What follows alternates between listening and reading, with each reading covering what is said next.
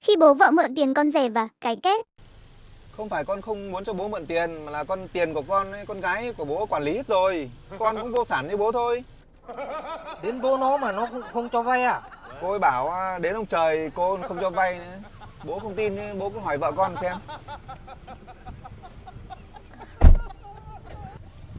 Vợ ơi, có người muốn mượn tiền nhà mình ấy. Tiền đâu mà vay, bạn bè gì mà suốt ngày vay tiền. Không biết ngày à?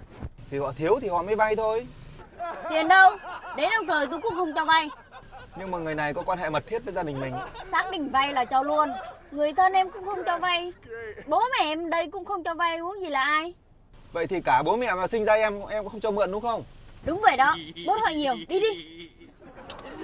Đấy, bố nghe con gái bố nói chưa? Bố người đây à? Đi xuống đây tao. 哎呦我的妈！ Anh chấp